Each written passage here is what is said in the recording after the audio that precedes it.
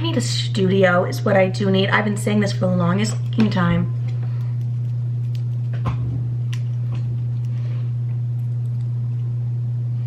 Quite literally forever I've been saying I need a studio. Hi guys, and welcome back to Mid Day Matcha with Livy. Clearly I am fucking Livy. You guys, I am back to recording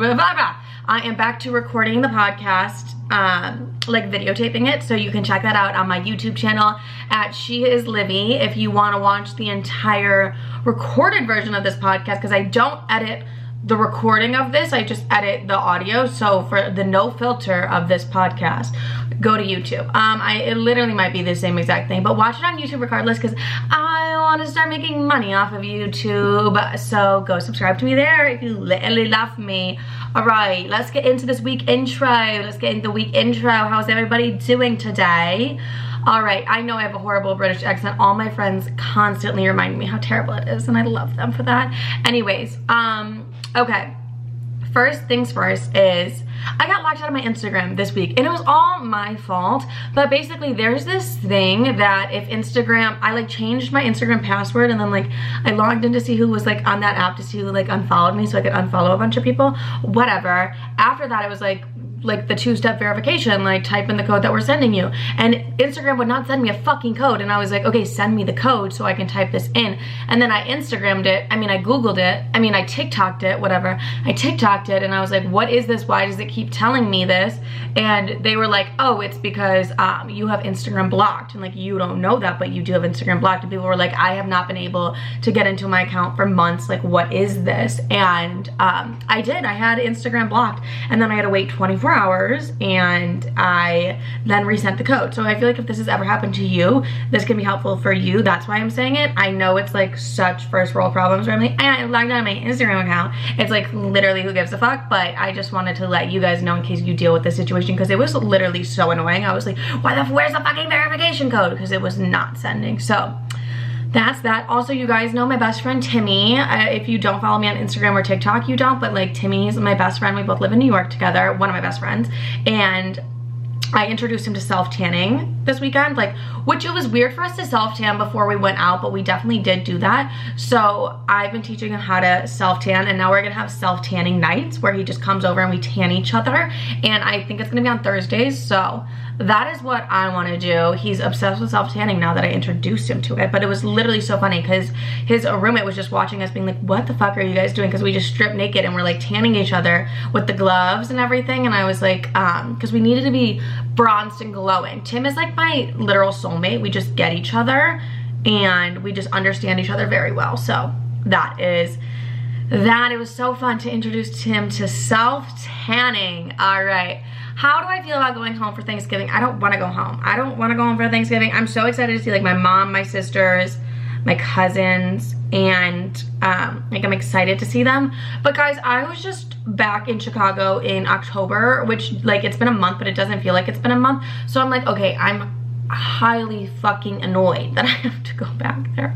I don't know why, but I just am. I'm like, I literally don't want to go back there, but whatever is what it is. Going back to Chicago for the holidays, and I have a lot planned. I'm excited to see my best friends and just hang out with them and just have the time of my life, and I guess eat some fucking turkey at Thanksgiving. But I actually don't eat the turkey at Thanksgiving. I absolutely hate it. Anyways, one year, actually this is so random and funny, my one aunt makes this really good like broccoli cheddar vegetable casserole kind of thing, and one year my sister and I got in a full-on fight with my mother because my mother told her not to make it because it wasn't healthy, and we like lost our fucking mind. Laura was like, why the fuck would you not, why would you tell her not to make that? Like, I don't understand why you would do that. And my mom was like, girls, it's not that big of a deal. Were we a little bit high at that time? Yes, this is back when I smoked. We were a little bit high, and I was like, Mom, what the fuck? Like, I might as well leave. And my uncle was like looking at us like, what is wrong with these two? And Laura was like, don't talk to me for the rest of the night, Mom, over a broccoli cheddar casserole dish. Things get deep over there. Anyways, that's it for my little random week intro. Oh my god, my ex texted me, you guys. My ex texted me today. I should have told you guys this. He texted me and goes, just bought my second Rolex, wish you could have been there with me. First of all, this man, if I'm being honest, was very poor. So I don't understand where he got the funds for a second Rolex, because those are like $50,000 watches. I know he's lying. I know he thinks this is a way just to get me back, and like he thinks I'm just gonna like jump into his arms because he's bought himself a Rolex. But at the end of the day, like, that Rolex doesn't affect me. Like, I didn't get a Rolex, so why would I give a fuck? You know what I mean? Also, what a weird thing to text somebody. Just wish you could have been there for purchasing my second Rolex. It's like, wish you could have been there when I didn't have anything creative to say. Anyways, so yeah, who texts somebody that? Wish you could have been there when I bought my second Rolex. It's like, wish you could have been there when we did not have to split the bill. Like, this is the same man that was like, let's split the bill towards the end of our relationship. And I said, I'm absolutely not doing that. I'm absolutely never doing that. If finances are a problem, I'll take care of the bill, okay? But I'm not splitting shit with you. Like, that's just not how this works. And now he's buying himself a Rolex. I know it's a lie. I know it's a lie. It's like, babes, pay your taxes. Do not buy a Rolex. He never paid his taxes. Anyways, let's get into why I'm making this episode. I randomly get a lot of questions on finances. I don't really know why. You would never think of me as like that financial guru, but I kind of am. I kind of am. So I'm going to give you my financial tips. I'm not a financial advisor. So if you don't like my tips, that's on you. This is just like what works for me. And I literally learned everything from my sister. My sister is like my financial advisor, but I just tend to not listen to her, if you know what I mean. So it's like, you know, she advises me how to spend my money and how to save my money. And she's like taught me a lot of these tricks, and like she's super successful. So I'm going to continue to listen to her somewhat. Like, she was like, you can only spend $200 a week. And I'm like, I do that on a Tuesday, bitch. That is not my vibe. So let's get into some general points before this episode. Also, like, you're gonna hear me talk about stocks and stuff like that. Don't just jump into things because you hear me talk about it. Do your research. I'm just sharing my experience. I'm not a financial guru, but I do save my money. Anyways, so some general points. I don't really believe in budgeting. Like, not my thing. I'm never gonna limit myself, and we'll get into that. That doesn't mean I just spend whatever, but I'm like literally not going to restrict myself on things that I love to shop with. Like, you're just not going to see me really do that. And I've definitely made a lot of mistakes financially. And I've been financially supporting myself since I was 18 years old, kind of like 16 to 18. My mom still helped a little bit when I was 16, but like 18 was like the cutoff when she was like, ask me for a dime and I'm going to kill you. So it's like, okay, whatever. So I learned a lot from that, and I've recovered from that. And now I'm at a point financially that I'm really proud of. So let's share my tips. Like, I'm just like financially happy currently. You know what I mean? So let's get into credit cards and points. I'm newly obsessed with credit cards. Every guy that I talk to, like, the first conversation I have with them is like, what's your credit limit? And it's not because I want to spend their money. It's genuinely because I'm curious. Even like my friends, I'm really big on that. I'm like, wait, what's your guys' credit limit? Like, can we go around the circle and everyone tell me their credit limits? Just because I'm like genuinely obsessed with that, or like what credit cards they're using and then their credit scores. It's just been a new thing I've been extremely fascinated with. It's like, I'm like, hey, how are you? What is your credit score? I ask absolutely everybody their credit score, and then I make it into a sick competition. Like, I'm literally not kidding you. The last guy I talked to, I was like, wait, what's your credit score? He's like, I'm at this. And I was like, oof, I'm above you. It's like, bitch, you had a 585 2 months ago. I don't know who you're fooling. Anyways, but I've worked really hard on like building my credit up, because I did not get a credit card until I was 22. I'm 23 years old. So that's really fucking weird, actually. Because my mom was like, you will go into debt. Like, you specifically, Olivia, will go into debt. So like, don't get a credit card. And so that just terrified me. And I can't lie, like, she's completely right. I could name like 4 times in my life that I would have went into like severe debt if I had a credit card. But like, still, I should have had one, so I was building credit. But I mean, I still was able to sign for my apartments regardless because I was making so much, but I literally just put everything on a debit card, which is dumb because you can get so many points for like little things depending on what credit card you get. So my mom also just wasn't a big credit card girly, so like I wasn't either. So my sister, who I look at as like my financial blueprint and where I learned everything, because she's very successful, so like I'm gonna continue to learn from her. I'm like, I like what you do with your money. And yeah, so I'm like, oh, she's like, you need a credit card. And I'm like, oh my God, she has a point. So I ended up getting a credit card because the US thought I was dead I don't know why I called them the US, but they genuinely thought I was dead. They were like, your credit score doesn't exist. And I'm like, bitches, I'm alive. Like, I should have at least like a 500, but like, they were like, you literally don't exist in the system. And I was like, this is fucked up. But also, credit cards, like if you spend a certain amount of money, you get a certain amount of points. We're gonna talk about my credit card, for example. For dining out, I get a lot of cash back on that. So I use my credit card specifically, that specific credit card, when I'm dining out, because I just get so much cash back. So, and points as well. So that's like a big thing for my credit card. So I highly recommend doing research on like the credit cards and shit. Like Credit Karma will be your best friend, and we're gonna talk about them shortly. But yeah, or like even I follow this girl on TikTok, I don't remember her name, but she tells me what to do with points, and she tells me what credit cards to get. Because I just, once I find something that I find a little bit fascinating, I fixate and I'm like, oh my god, this is the best thing I've ever seen. So yes, guys, get a credit card. Make sure everyone's having credit cards, and make sure you're not going into debt. You're only supposed to use 30% of your credit card at all times. And I try and do that, and I'd be lying if I said I always do that. But if I ever use more than 30% of my credit card, I just pay it off immediately. I'm just like, okay, let's pay this off. So yeah, that's my little credit card speech. Okay, savings. I am a savings girly. Like, a savings account gets me fucking horny. Like my savings account. Like, I'm not, no one else's, just literally my savings account. I love growing my savings. It's just like a layer of comfort for me. Or if I want to make a really big purchase, I know I have the money. So if I want to like pay for something on my credit card, I'm not going to make a huge purchase if I don't have that in my savings already. You know what I mean? Like, I don't like to live paycheck to paycheck. I like to live with a fat fucking savings account. That's kind of just my thing. So this is how I operate my savings, to grow it as large as I can. So like the past 6 months, my biggest goal has been to grow my savings account, because it was absolutely drained to death moving to New York City. I literally spent an insane amount of money, and I told you guys what I spent in like the last episode, so, or like 2 episodes ago. So I'm gonna break down to you how, when I'm like really strict on like my savings account and I want to grow it super big, how I save everything and grow my savings account as large as it is. So let's say I make $1,200 weekly. First thing I do with that money is I pay off my credit cards first, because I'm trying to oh my god, can I not fucking speak today? Since I'm trying to grow my credit too, and like have a high ass fucking credit score so I can get an Amex. That's like the goal anyways. I pay off my credit cards bi-weekly. Like, I like to make 2 payments, and they're all in full right before my, what's it called, my, like, when the credit card statement is due. I like to do 2 separate payments. I don't know, I heard one time it helps your credit, and it has built my credit score pretty fast, so I'm gonna continue to do that. So first things first, I pay off my credit cards, and that's never more than $500, because I don't have a large credit limit.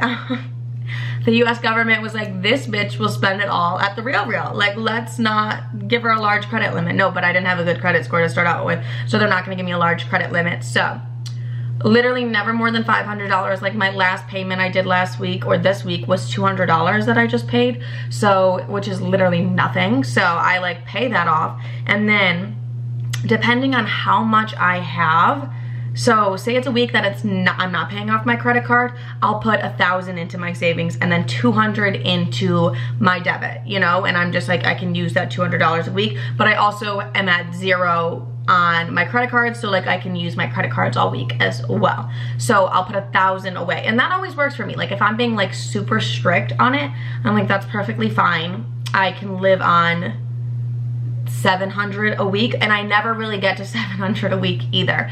That's not normally what I spend, but I'm either putting $1,000 to $700 in my saving per paycheck. So by the end of the month, I'll have saved like over $4,000 if I'm doing it that way. No, probably less, probably like $3,500, depending on what my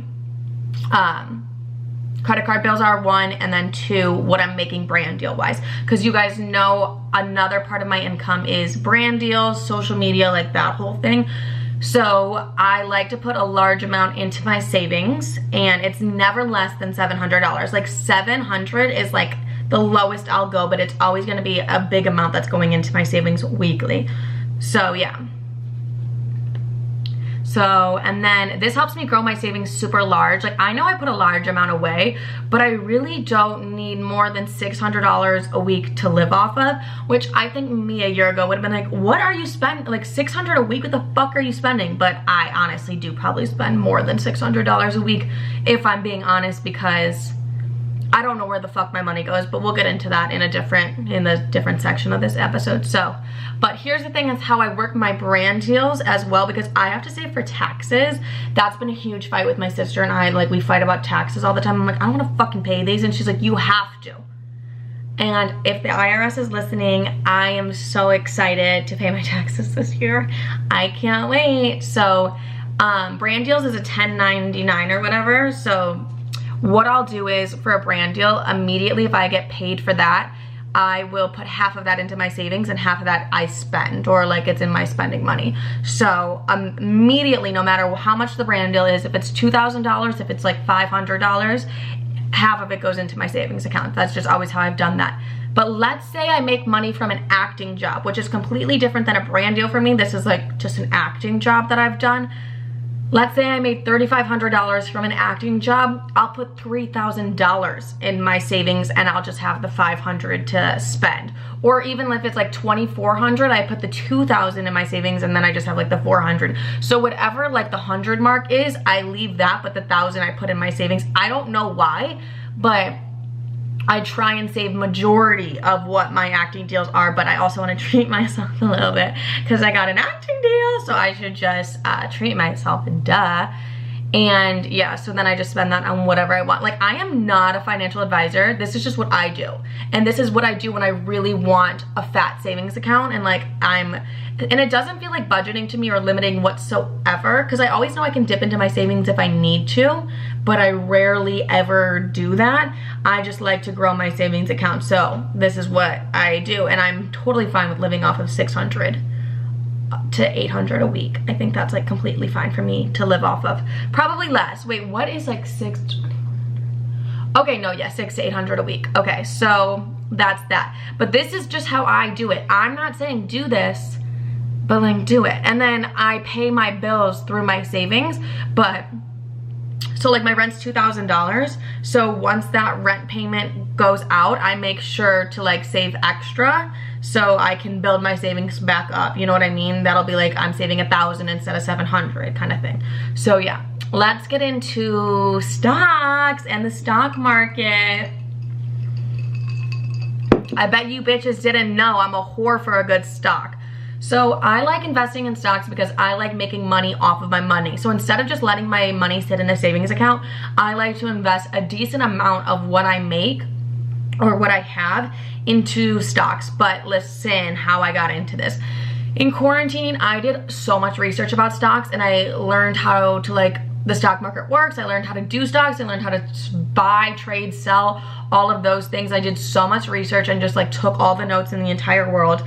And at the time I was working for like a really successful woman. Like, she made all of her money off of stocks, and she was telling me, she was like, okay, the Motley Fool, which is like, it's like a newspaper, but it's a subscription based. It can be kind of expensive. She was like, yeah, I think it is a little bit expensive. I don't remember how much it was for like a yearly membership, but they predicted huge stocks such as like Chipotle, Netflix, these ginormous stocks, even Shopify. And I had like such a horrible experience with Shopify that I'm gonna tell you guys about because it's like literally so annoying to me. Anyways, she was like, get them.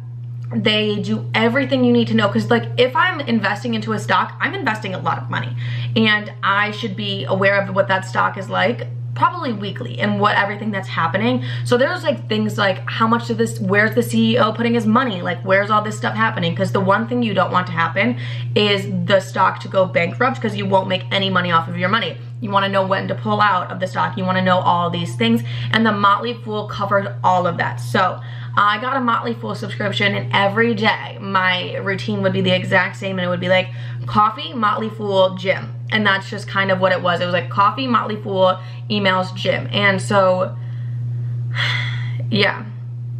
I bought a membership, shared it with my sister and my cousin because we were all really into stocks at the time, and they just cover every single thing that I need to know. So I really like that because I don't have the time to do the research of where the fuck the CEO is spending the money of the stock that I bought kind of thing, and I should be so beyond aware. Also, I'm not a huge news girly, like, and that's not the best thing for me to ever admit, but that's my truth. So they're up to date with the news, like, hey, we're about to hit a recession, updating me on things like this stock's gonna do horrible, this stock's gonna do amazing, things that I definitely need to know. So yeah, and so it just also like it helps me decide what stocks I want to buy from, and they have like podcasts and stuff. They're really great to listen to, and this is just kind of like a branch off of my stock research. So I did all my stock research, and then I did what stocks to purchase from the Motley Fool. Like they really did help me with that. So I have bought all of my stocks that I currently am invested in, and I have definitely listened to the Motley Fool for some like beautiful advice, because also like my whole family's into stocks and trading, so I will get like a phone call from my mom being like, invest in this, and it's like, does the bitch know what she's talking about? Let me check the Motley Fool, you know what I mean? So they also like, this was so annoying, right when I started what's it called, the Motley Fool, they were like, invest in Shopify immediately, and I was like, I'll wait, the stock right now is at like $100, like I'll wait until it goes down so I can buy more shares for my money. Within that week, I saw Shopify like skyrocket through the fucking roof. Before Shopify was like what Shopify is now. This was like 2-3 years ago. This was 3 years ago. Wait, that's insane, I'm so fucking old. Anyways, I saw Shopify literally just skyrocket through the roof. And if I had just made the decision one day sooner, I would have collected my fucking coin from Shopify, because I'm sure their stock is like absolutely insane right now. Alexa, what is Shopify's stock at? As of 2:54 p.m. Eastern, Shopify traded at $38.53. Oh, so that's actually really horrible. That's really horrible. 7% since previous close. Okay, that's like really bad actually. But stocks go up and down, and that's like the one thing you need to learn about stocks is like, if you think the money's like so down below, like don't touch it. Like you're not supposed to pull out of the stocks like anytime soon. So whatever. And I'm probably like not even describing it in the best way possible, but like do your research. So the way I knew how to put how much money I was putting in stocks, I'm gonna tell you guys how I knew this. So I would put 5% of my monthly income into E-Trade. E-Trade is what I use to buy my stocks. I also use Robinhood, but E-Trade I really do love because it's just like super easy. So E-Trade has like a little bank system, not like a bank system, but just like where I can keep my money. So 5% of my monthly income was going into E-Trade, and then at the end of that month, I would use however much was in my monthly income, and I would invest that into stocks that I really wanted to see do well, or like invest my money in. So I've never bought a stock for less than $500. If you want to see any return or investment on your stocks, you're gonna have to put more than just $500 into the stock. And yeah, to even make anything from them, like you need to put a good amount of money in. So I did take a break from stocks. Like I'm still invested, but I did take a break from buying because I spent so much fucking money moving to New York City, and I wanted to build my savings account back up.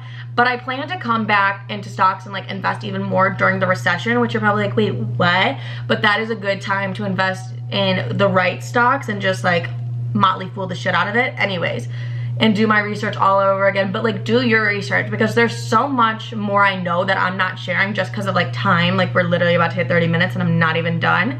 And it's like, just do more research than me telling you guys what to do on this podcast. But literally invest your money into stocks, and do it as young as you can if you're making like a good amount of money, and do it with the correct stocks, because that is a huge way that I've seen myself make money off of my money. So highly recommend. But here's the thing, I'm invested into long-term investments.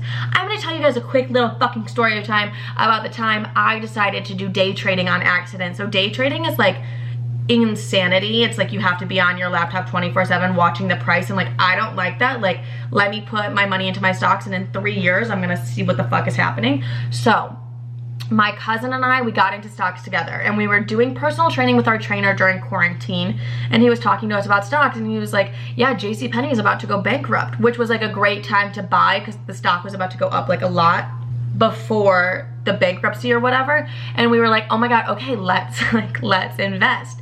And we didn't know this was a day trading thing. So when we invested in this, we were like, okay, yeah, let's invest. Are you fucking kidding? Like 3 to 5 years, I'm gonna see the results of this, because we were used to long-term investments. So I put in like, I think we both put in like $500, and we're like, see you later. And then we realized this was a day trading thing, which meant we had to be on our laptops or on our phones watching that stock like a fucking hawk, or we were gonna lose everything. Like we were gonna lose every single penny that we put into JC fucking Penny. So, because also $500 was like not that much money, because people were gonna make so much off of this, but we literally didn't know it was a day thing. Like I didn't know. I was like, whatever, I'll just throw 500 in, like it's no big deal, we'll just see like what it does in 3 to 5 years.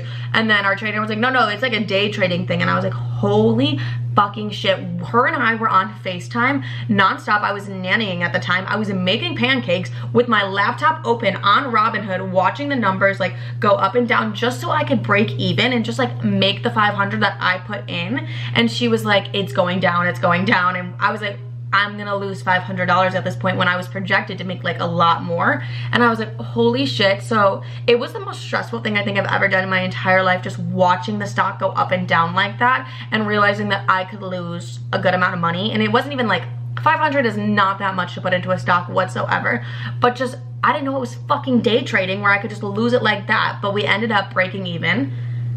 And I think actually I made probably like an extra 100, which I was like, I just want to break even.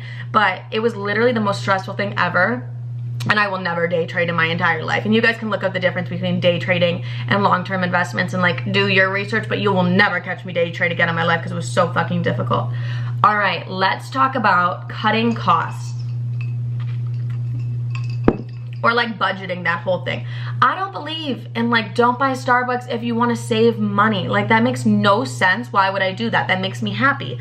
So there's little things that make me happy, like a Starbucks coffee, or coffee in general makes me fucking happy. And if that's gonna get me through the damn day, I'm gonna buy it. Like I don't believe in budgeting like that, where my sister's like, you spend too much on coffees. And it's like, that is like a pill to me, bitch. Like that makes me happy. So I'm never gonna tell you not to spend on something, but I will say to give yourself a limit. Like my Starbucks limit is $25 a month. I reload the card with $25 a month. And I'll probably have another $20, $25 to spend on other coffees a month, such as like wherever else. But I also have a coffee machine at home. Like I have an espresso at home. I could just make an espresso, but it just hits different when it's from somewhere else. So I just give myself a limit. It's like, okay, I'm not spending more than $50 on coffee this month. Like I'm just not doing that. So I'll give myself a limit, but I'll never restrict. And let's say I spend $60. I'm not gonna fucking die because of it, because it's not that big of a deal. Like if these are little things that make me happy, like that $7 latte is gonna get me through the damn day if I'm having a bad day, or if I just want a coffee regardless, I'm gonna get the $7 latte. So I'd literally rather get another job than cut the cost on things that make me happy. Like I love nice dinners. I'll spend $200 to $500 on those. Okay, I realize my mother listens to this. I'll spend $200 to $300 on those weekly. I live in New York City. Everything's super expensive, and I love to go to nice dinners. That's just a big thing my friends and I love to do. We love a good nice dinner. And I don't care about spending my money on things like that, because like, it's just an experience. Like I'm paying for an experience. I love that. I love to go to nice dinners with my friends. I'm not gonna cut cost on something so little as just like a nice dinner and like budget myself and be like, I can only go out once this week, unless I'm like really taking a hitting and like I need to save more money. Then I'll be like, okay, Livy, you're only doing 1 dinner a week instead of 4. Like we're only doing 1 a week, and you're gonna, but I'm never gonna go to the dinner and be like, oh, I can't get a glass of wine, that's too expensive. Like no, I just will do 1 dinner a week instead of like 3 to 4. You know what I mean? Like that is how I'll budget. I never am like, oh my god, I can't spend that, because I don't like thinking like that. I just never really have. So yeah. Also, this is like another thing I look at. Like I don't spend any money on clothes, because I get all my clothes sent to me. So I'm not spending like $600 to $800 a month on clothing like I feel like normal girls my age are, because everything literally gets sent to me, and I'm lucky enough to get brand deals that cover the cost of all of those, and that's that. So I'm like, oh, I can spend more on this specific thing because I'm spending less on this thing, and that's just how I look at it.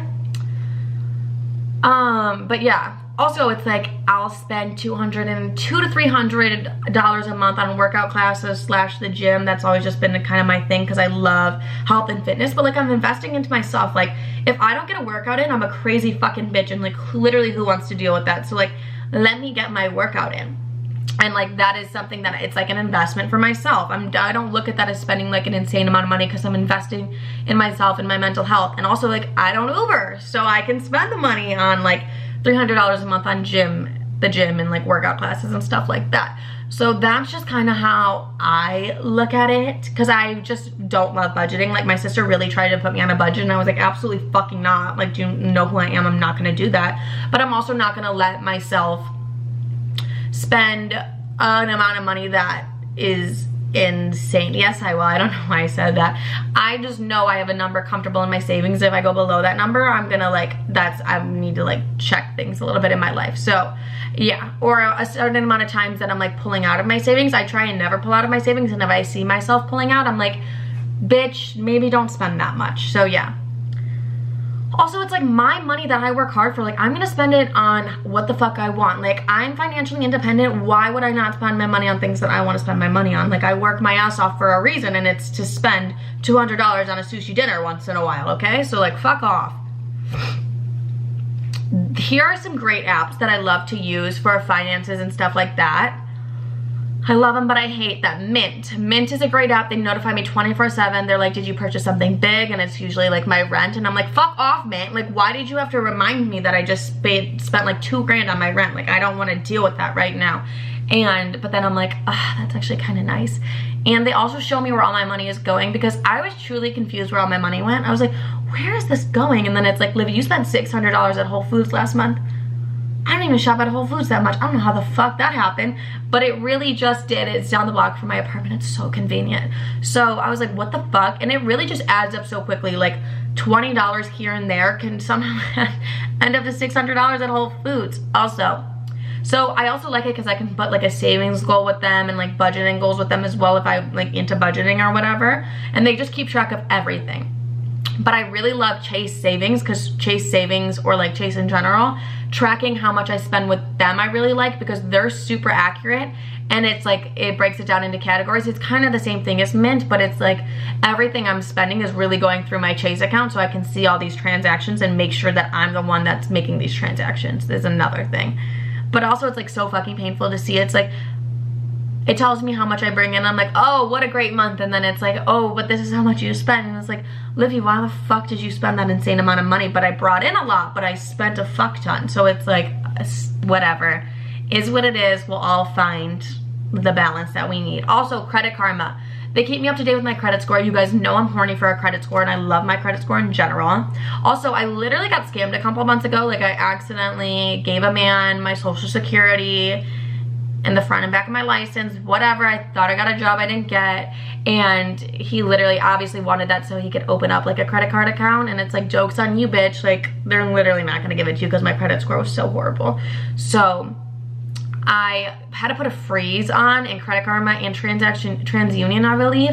I had to put a freeze on, so every time an account opens, I get notified, and Credit Karma was like really good at that, so I was able to set up that freeze with them. They also just email me all the time. They're like, congratulations, your credit score's gone up, and I'm like, ah! Like, I literally love that so much. So, and they can help you build credit, and they let you know what credit cards are best for you. So if you're starting out with credit cards and stuff, get a Credit Karma account, and it'll show you everything that you need to know. And literally none of this is sponsored. I don't do sponsors on the podcast, so none of that's sponsored. E-Trade, I talked about them quickly because this is where all of my trading is done. I just like it. It's easy to use. I also do use Robinhood. I don't really love Robinhood, but like whatever. I just feel like it's a little harder to use. I don't know. I just don't love it. I just like E-Trade a lot more.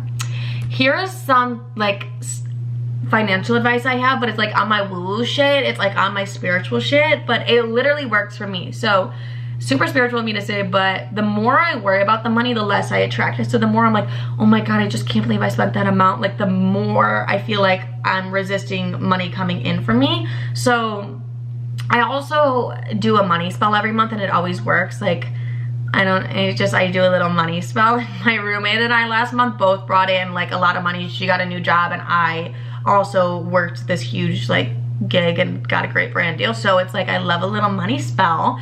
Anyways, but yeah, I'm not going to sit and stress about what I owe or what I don't have. I also don't owe anything. That's a really good thing. I don't have student loans. Sorry, that's so random.